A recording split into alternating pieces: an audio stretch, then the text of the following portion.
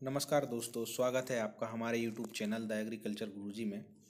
आज हम फिर से आपके लिए बायोलॉजी के कुछ क्वेश्चन लेकर आए हैं जो कि आपके आने वाले एग्ज़ाम नेशनल सीड कॉरपोरेशन के ट्रेनी और मैनेजमेंट ट्रेनी जो कि एग्रीकल्चर से हम दे सकते हैं उनके लिए बहुत ही बेनिफिशियल होगा। तो देखते हैं आज हम कौन कौन से क्वेश्चन लेकर आए हैं। जैसा कि हमने प्रीवियस वीडियो में पूरा डिस्क्रिप्शन के साथ आपको समझाया था, वैसे ही हम इस वीडियो में भी लेकर आए हैं। क्वेश्चन तो हमारे पास 10 ही हैं, लेकिन हम उन 10 क्वेश्चन से आपके 50 क्वेश्चन की तैयारी करवा रहे हैं। पूरा हम डिस्क्रिप्टिव देंगे, उससे रिलेटेड जितनी भी चीज़ें होंगी, जितने भी क्वेश्चंस बन सकते हैं, सारा हम उसमें इंक्लूड करके आपको प्रोवाइड कराएंगे। तो चलिए देखते हैं हमारे कौन कौन से क्वेश्चन हैं। क्वेश्चन है हमारे पास पहला, विच of the following organism is not a prokaryote. इनमें से कौन जो है वो प्रोकैरियोट नहीं है। ऑप्शन है हमारे पास bacteria, blue green algae, mycoplasma and yeast. तो इसका आंसर हो जाएगा हमारा ईस्ट। तो अब देखते हैं प्रोकैरियोट के बारे में, देखते हैं कि प्रोकैरियोट होता क्या है। प्रोकैरियोट की यदि हम डेफिनेशन देखें तो prokaryotic cells are cells that do not have a true nucleus और मोस्ट अदर सेल्स ऑर्गेनेल्स। जो प्रोकैरियोट सेल होती है उसमें जो है ट्रू न्यूक्लियस नहीं होता है। सीधा उसमें क्या होता है, हमारे पास क्रोमोसोम होता है, गुणसूत्र हमारे पास होते हैं, डीएनए होता है, जिसे कि हम न्यूक्लियोइड कहते हैं, क्योंकि उस पर जो है न्यूक्लियर मेम्ब्रेन नहीं होती है, न्यूक्लियर एनवेलप नहीं पाई जाती है। तो इसलिए न्यूक्लियर एनवेलप के ना होने से न्यूक्लियस भी नहीं होता है, और मोस्ट ऑफ द जो ऑर्गेनल होते हैं, मेजर ऑर्गेनल जिनको हम कहते हैं, वो भी नहीं पाए जाते हैं, जैसे कि माइटोकॉन्ड्रिया, क्लोरोप्लास्ट वगैरह प्रोकैरियोट में नहीं होते हैं। Organism that have prokaryote cells are unicellular and called prokaryotes. वो यूनिसेलुलर होती हैं, सिर्फ एक ही सेल होती है, उसमें सिंगल सेल्स होती है, उनको हम प्रोकैरियोट्स कहते हैं। Bacteria and archaea are prokaryotes. Prokaryotes के यहाँ पर कौन कौन से एग्जाम्पल है हमारे पास, बैक्टीरिया और आर्की। अब प्रोकैरियोट सेल्स के हम कैरेक्टरिस्टिक्स देखेंगे कि क्या क्या कैरेक्टरिस्टिक्स होते हैं। All prokaryotic cells have a nucleoid region. वो जैसा कि मैंने आपको अभी बताया कि जो है वहाँ पे न्यूक्लियर एनवेलप नहीं होगा, न्यूक्लियस नहीं होगा, इसलिए जो डीएनए होता है उसका, जो क्रोमोसोम्स होते हैं, उसको हम सीधा क्या बोलेंगे, न्यूक्लियोइड कहेंगे। DNA and RNA as their genetic material. Genetic material DNA भी हो सकता है और आरएनए भी हो सकता है। Ribosomes that makes protein. वहाँ पर राइबोसोम भी होते हैं प्रोकैरियोट में, जो कि प्रोटीन का निर्माण करते हैं। And cytoplasm that contain a cytoskeleton. और जो साइटोप्लाज्म होता है वो, उसमें क्या साइटोस्केलेटन भी होता है, मतलब कि सेल वॉल पाई जाती है। Which organise and support the part of the cell. जो सेल वॉल होती है वो क्या करती है, सेल को सपोर्ट प्रदान करती है, एक स्थिरता प्रदान करती है। Prokaryotic cells are simpler than eukaryotic cell. Prokaryotic cell जो होती हैं वो बहुत ही ज़्यादा सिंपल होती हैं यूकैरियोटिक सेल से। यूकैरियोटिक सेल जो होती हैं वो बहुत ही ज़्यादा कॉम्प्लेक्स होती हैं। आगे देखते हैं। And an organism that is a prokaryote is unicellular. वही बात जो पहले हमने बता चुके हैं। It is made up only one prokaryotic cell. Prokaryotic cell जो होती है वो यूनिसेलुलर होती है, एक ही सेल होती है, इसमें और भी जो मेजर ऑर्गेनल होते हैं वो नहीं पाए जाते हैं। और इसका जो, इसमें न्यूक्लियस नहीं होता है, न्यूक्लियस के स्थान पर हम क्या कहते हैं, उसको न्यूक्लियोइड कहते हैं, क्योंकि वो है जो डीएनए होता है वो एकदम नेक्ड होता है, उस पर कोई भी आवरण नहीं होता है, न्यूक्लियर एनवेलप जैसी कोई भी संरचना नहीं पाई जाती है। आगे देखते हैं। आगे देखिए, प्रोकैरियोटिक सेल का डायग्राम आपको दिखाया गया है, इसमें आपको बिल्कुल एकदम अच्छे से समझ आ जाएगा। जैसा कि हम देख रहे हैं यहाँ पर साइटोप्लाज्म भी है, लेकिन देखिए डीएनए जो है न्यूक्लियस के अंदर नहीं है, डीएनए जो है हमारा साइटोप्लाज्म में ही कहीं फैला हुआ है। राइबोसोम्स हैं प्रोकैरियोटिक में, 70S प्रकार के राइबोसोम्स पाए जाते हैं। न्यूक्लियोइड जो डीएनए, जो हमारा नेक्ड डीएनए, उसे हम न्यूक्लियोइड कहेंगे। प्लाज्मा मेम्ब्रेन भी है इसमें, और फिर देखिए यहाँ पर सेल वॉल भी है। और इस पूरे जो आवरण है, इसको, ये बैक्टीरिया का डायग्राम यहाँ पर दिया हुआ है, इसको हम कहते हैं कैप्सूल। ये जो इसमें चलने के लिए नीचे दी हुई है पूंछ जैसी आकृति, इसे हम फ्लैजेलम कहते हैं। और ये जो वायर की तरह जो निकली हुई है यहाँ पे संरचना, इनको हम पाइलस कहते हैं। आगे देखते हैं। अगला क्वेश्चन है हमारे पास, ribosomes are found in which of the following. Ribosomes कहाँ पर पाए जाते हैं। ऑप्शन है हमारे पास न्यूक्लियोलस, रफ ईआर, साइटोसॉल या फिर ऑल ऑफ दी एबव। तो इसका आंसर हो जाएगा हमारा ऑल ऑफ दी एबव। देखते हैं हम राइबोसोम्स के बारे में। राइबोसोम क्या है? The ribosome is a complex molecular machine found with in all living cells. Ribosomes जो है वो कॉम्प्लेक्स मॉलिक्यूलर मशीन है जो कि सभी लिविंग सेल्स में पाई जाती है। That serves as the site of biological protein synthesis. जो बायोलॉजिकल प्रोटीन सिंथेसिस होता है वो कौन करते हैं? राइबोसोम्स करते हैं। प्रोटीन का संश्लेषण राइबोसोम्स के द्वारा किया जाता है, इस प्रक्रिया को हम कहते हैं ट्रांसलेशन। आगे देखते हैं। Ribosomes were first observed in the mid 1950 by Romanian American cell biologist George Emil Palade using an electron microscope. Ribosomes को जो सबसे पहले ऑब्जर्व किया था वह 1950 के मध्य में किया था। किसने? जॉर्ज एमिल पैलेड ने। किसकी सहायता से? इलेक्ट्रॉन माइक्रोस्कोप की सहायता से इन्होंने राइबोसोम्स को एब्जॉर्ब किया था। अब देखते हैं the term ribosome was proposed by. जो राइबोसोम टर्म है वो किसने प्रपोज की थी? Richard B Roberts in the end of 1950। 1950 के अंत में रिचर्ड बी रॉबर्ट्स के द्वारा राइबोसोम टर्म को प्रपोज किया गया था। आगे देखते हैं हम। अब यदि हम प्रोकैरियोटिक राइबोसोम्स की बात करें तो जो प्रोकैरियोटिक सेल्स में राइबोसोम होते हैं वो होते हैं 70S प्रकार का राइबोसोम इसमें पाया जाता है। इसकी दो सब यूनिट होती हैं। कौन कौन सी? 50S और 30S। और 50S की भी यदि हम बात करें, वैसे तो जहाँ तक है हमारे यदि NSC के एग्ज़ाम की बात की जाए तो 50S और 30S आप याद रख लीजिए, इसके अंदर जाने की आपको ज़रूरत नहीं है। लेकिन यदि आपको डीप पढ़ना है तो 50S की भी दो सब यूनिट होती हैं। कौन कौन सी? 23S और 5S। इसमें ये न्यूक्लियोटाइड दिए गए हैं, यदि आपको पढ़ना हो तो आप पढ़ सकते हैं, बाकी इनको छोड़ भी सकते हैं, कोई प्रॉब्लम नहीं। और जो 50S में जो प्रोटीन होते हैं, प्रोटीन, वो होते हैं 31।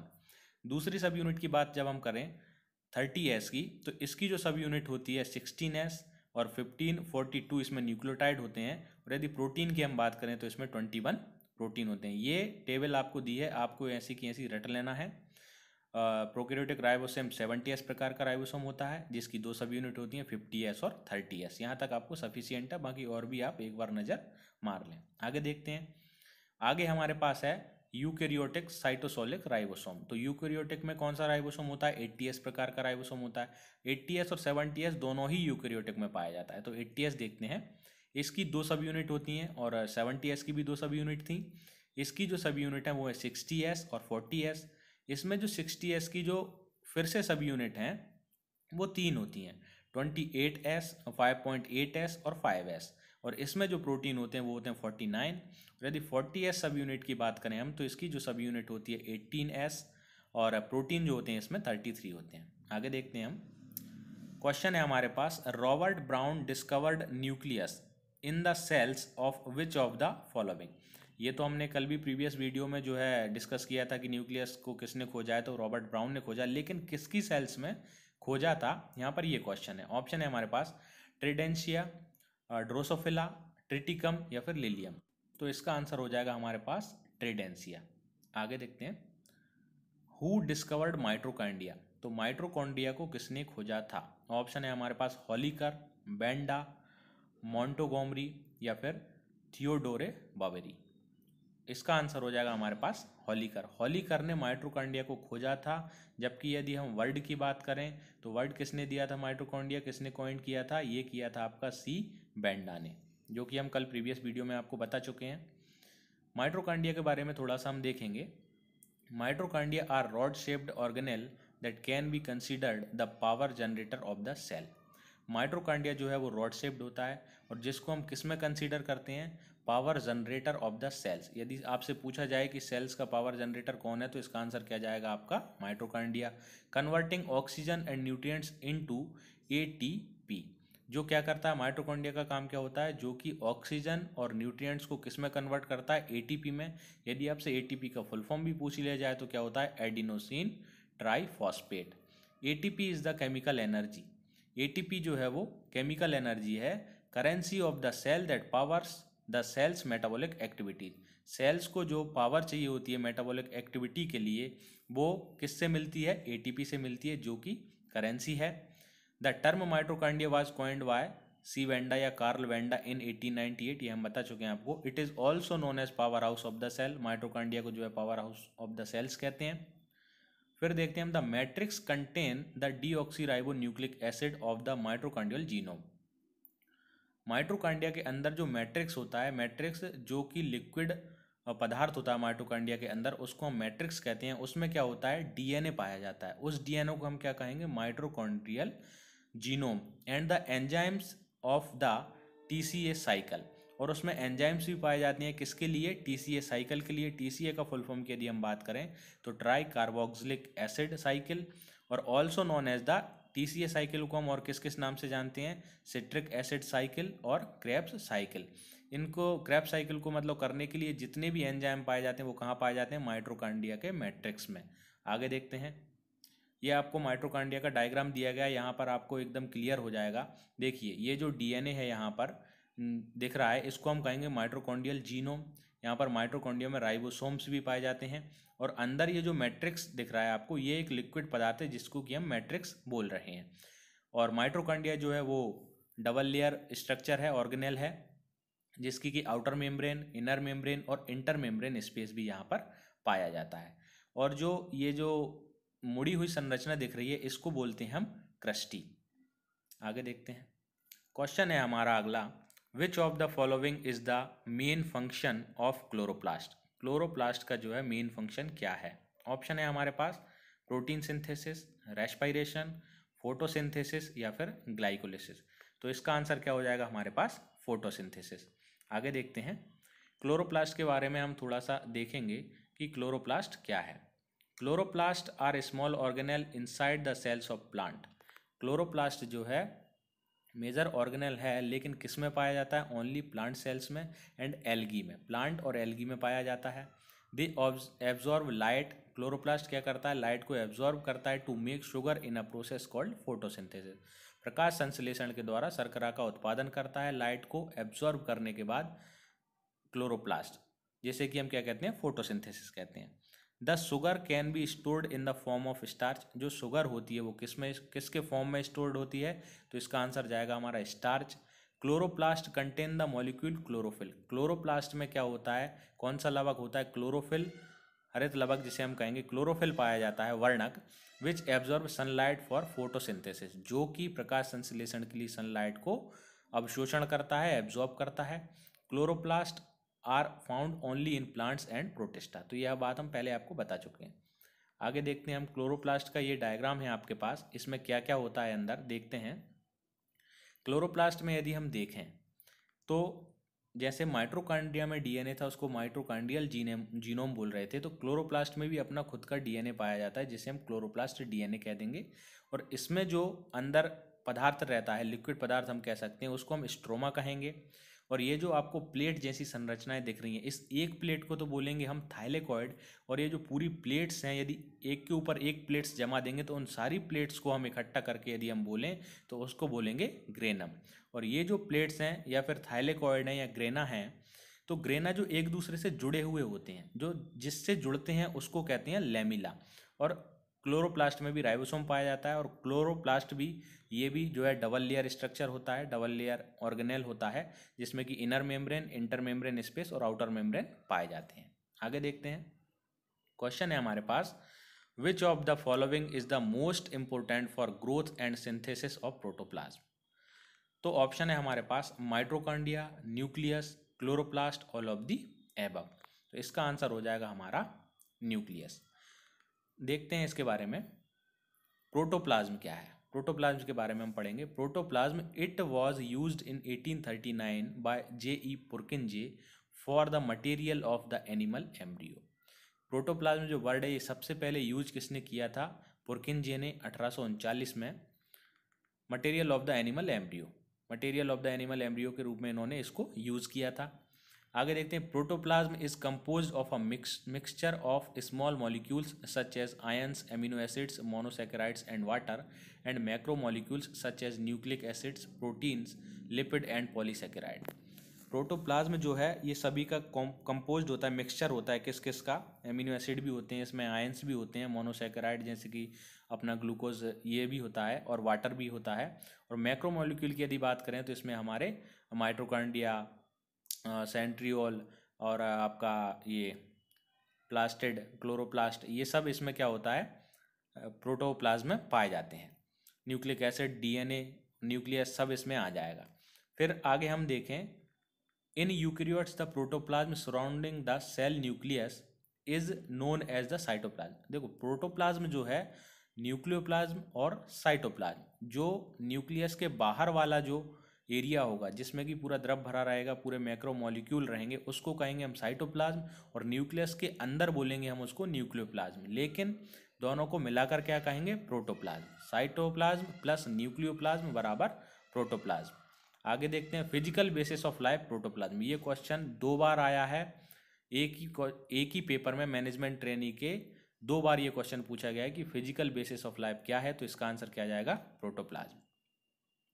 आगे अगला क्वेश्चन है हमारे पास, which of the following is non living. इनमें से नॉन लिविंग क्या है। ऑप्शन है हमारे पास सेल वॉल, प्रोटोप्लाज्म, माइटोकॉन्ड्रिया या फिर साइटोप्लाज्म। तो इसका आंसर क्या हो जाएगा हमारा, सेल वॉल। सेल वॉल जो है वो नॉन लिविंग है, मतलब कि जीवित नहीं है। सेल वॉल के बारे में हम थोड़ा सा देखेंगे। A plant cell wall was first observed and named by Robert Hooke in 1665। ये तो हम जानते हैं कि रॉबर्ट हुक ने जो है कोशिका को सबसे पहले खोजा था, तो बाद में पता चला कि वो प्लांट सेल्स को उन्होंने खोजा था 1665 में। Up to 3 strata of layer, जो सेल वॉल होती है उसमें 3 स्तर होते हैं। कौन कौन से होते हैं, वो भी प्लांट सेल वॉल की यहाँ पे बात चल रही है। वैसे तो एनिमल सेल की यदि हम बात करें तो उसमें सेल वॉल नहीं होती है, ओनली सेल मेम्ब्रेन होती है। आगे देखते हैं, पहला जो स्तर होता है वो होता है प्राइमरी सेल वॉल का। प्राइमरी सेल वॉल में सेल्यूलोज, हेमीसेल्यूलोज और पैक्टिन पाया जाता है। The most common hemicellulose in the primary cell wall in xyloglucan. जो हेमीसेल्यूलोज में भी जो एग्जाम्पल है वो सबसे ज़्यादा कौन सा होता है, जाइलोग्लूकन। सेकेंडरी सेल वॉल की यदि बात की जाए तो इसमें सेल्यूलोज जो है वो 35 to 50% होता है, और जाइलेन 20 to 35% होता है। ये हेमीसेल्यूलोज का ही एक प्रकार है। और लिग्निन जो होता है इसमें 10 से 25% होता है। आगे देखते हैं, the middle lamella, third layer कौन सी होती है, मिडिल लैमेला। तो middle lamella are layer rich in pectins. तो सबसे ज़्यादा पैक्टिन किस में पाया जाता है यदि आपसे पूछा जाए तो इसका आंसर क्या होगा, middle lamella. This outer most layer forms the interface between adjacent plant cell and glues them together. Middle lamella का काम क्या होता है, नॉर्मली ये क्या होती है, 2 प्लांट सेल्स को आपस में जोड़े रखती है। यहाँ पर देखिए आपको फिगर में जो है क्लियर दिखेगा, ये देखिए मिडिल लैमेला जो है ये इसमें 3 सेल्स दिखाई गई हैं। तो 3 सेल्स को जोड़ने का जो काम कर रही है, जो कि ऑरेंज कलर में, ये मिडिल लैमेला है। उसके बाद में प्राइमरी सेल वॉल सबसे अंदर वाली जो है वो प्राइमरी सेल वॉल है। उसके बाद में ये आपकी सेकेंडरी सेल वॉल दिखाई देगी, और उसके अंदर यदि हम जाएंगे तो फिर ये प्लाज्मा मेम्ब्रेन। आगे देखते हैं, अगला क्वेश्चन हमारे पास है, the glyoxylate pathway occurs in which of the following. जो ग्लाइऑक्सिलेट पाथवे होता है वो कहाँ पर होता है।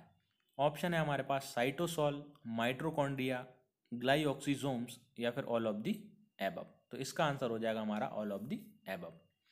आगे देखते हैं, chromosomes was first discovered by which of the following. Option है हमारे पास वाल्डेयर, स्ट्रासबर्गर, विल्सन या फिर बावेरी। तो इसका आंसर हो जाएगा हमारा स्ट्रासबर्गर। क्रोमोसोम को सबसे पहले डिस्कवर किसने किया था, स्ट्रासबर्गर ने। और यदि क्रोमोसोम वर्ड की बात करें सबसे पहले कौन किसने किया था, तो इसका आंसर हो जाएगा हमारा वाल्डेयर। आगे देखते हैं, क्रोमोसोम्स के बारे में हम थोड़ा सा देखेंगे। A chromosome is a deoxyribo nucleic acid molecule with part of all of the genetic material. जो क्रोमोसोम है वो डीएनए मॉलिक्यूल का पार्ट है, with part of all the genetic material of an organism. किसी भी ऑर्गेनिज्म का जो genetic material होता है डीएनए, उसका पार्ट क्या होता है, chromosome. Chromosomes are normally visible under a light microscope. जो है क्रोमोसोम्स को हम लाइट माइक्रोस्कोप में देख सकते हैं। Only when the cell is under going the metaphase of cell division. कब देख सकते हैं, जब सेल डिवीजन चल रहा हो और उसकी कौन सी अवस्था हो, मेटाफेज अवस्था में आप देख सकते हैं। तो जनरली क्वेश्चन पूछा जाता है कि गुणसूत्र का जो है हम अध्ययन कब कर सकते हैं, सबसे अच्छे से अध्ययन कब कर सकते हैं, तो वो उसका आंसर क्या जाता है हमारा, किस अवस्था में कर सकते हैं, तो इसका आंसर होगा हमारा मेटाफेज। फिर आता है the term was coined bye, ये आपको हम बता चुके हैं, वर्ल्डेयर 1888 में इन्होंने टर्म जो है कॉइंड की थी, referring to the term chromatin. और किससे की थी, क्रोमेटीन वर्ड से इन्होंने, क्रोमेटीन जो टर्म थी उससे इन्होंने जो टर्म कॉइन की थी वो थी क्रोमोजोम, और which was introduce by Flemming 1880। और क्रोमेटीन टर्म को किसने कॉइन किया था, वो किया था फ्लेमिंग ने 1880 में। उसके बाद में वर्ल्डेयर ने जो है क्रोमेटीन से क्रोमोजोम्स टर्म का कॉइन किया 1888 में। फिर आता है आपका the two chromatids are made up of very thin chromatin fibres which are made up of 40% DNA and 60% histone protein. जो एक क्रोमोजोम होता है वो दो क्रोमेटिड से बना होता है, थिन क्रोमेटिन फाइबर, जिसमें कि 40% तो आपका DNA होता है और 60% हिस्टोन प्रोटीन्स होता है। अगला देखते हैं, prokaryotes do not possess nuclei, instead their DNA is organised into a structure called the nucleoid. ये बात हम आपको पहले बता चुके हैं। देखिए क्रोमोजोम का आप डायग्राम देखेंगे तो ये मैंने अभी बोला था आपसे कि क्रोमोजोम जो है दो क्रोमेटिड से मिलकर बना होता है। तो ये देखिए, ये जो आपका एक ब्रांच, इसको हम बोल सकते हैं, इसको क्रोमेटिड बोलेंगे। और ये जो बीच में आपकी ये जो जहाँ पर जुड़े हुए हैं इसको हम सेंट्रोमियर कहेंगे। ये दूसरे वाले डायग्राम में आप देखेंगे तो सेंट्रोमियर को जो एरो दिखा रहा है इस वाले को हम क्या कहेंगे, सेंट्रोमियर कहेंगे। और इस पूरे को मिलाकर हम क्या कहेंगे, क्रोमोजोम। आगे देखते हैं अगला क्वेश्चन और लास्ट क्वेश्चन है हमारा, which of the following is the longest stage of cell cycle. नीचे दिए गए में से सबसे लंबी अवस्था सेल साइकिल की कौन सी है। ऑप्शन है हमारे पास G1, S, मेटाफेज या फिर एनाफेज। तो इसका आंसर हो जाएगा हमारा G1। सेल साइकिल के बारे में हम देखेंगे, द सेल साइकिल और cell division cycle is the series of events that take place in a cell leading to its division. जब सेल डिवीजन की स्टेज में होती है तब क्या होता है, सेल साइकिल और सेल डिवीजन एक साइकिल उसमें चलती है, जिसके थ्रू क्या होता है, एक सेल से माइटोसिस यदि हुआ तो 2 सेल्स बनेंगी, और यदि मियोसिस हुआ तो 4 सेल्स का जो है निर्माण होता है। And duplication of its DNA, और तभी क्या होता है, हमारा DNA का डुप्लीकेशन भी होता है टू प्रोड्यूस 2 डॉटर सेल।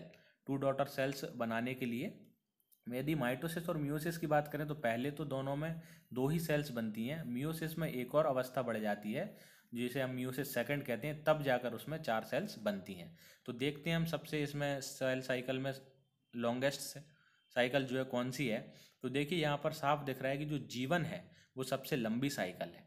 और यदि इसी में आपसे क्वेश्चन पूछा जाए कि सबसे जो शॉर्टेस्ट साइकिल कौन सी है, तो देखिए ये माइटोसिस लिखा हुआ है, इसे हम एम फेज बोलते हैं, एम फेज। ये सेकंड वाले डायग्राम में जब आप देखेंगे ये G1, S और G2 और जो M लिखा है इसे हम कहते हैं एम फेज। और G1, S और G2 को मिलाकर, इन तीनों को मिलाकर हम कहते हैं इंटरफेज। तो सबसे पहले क्या होता है, interphase, then second M phase.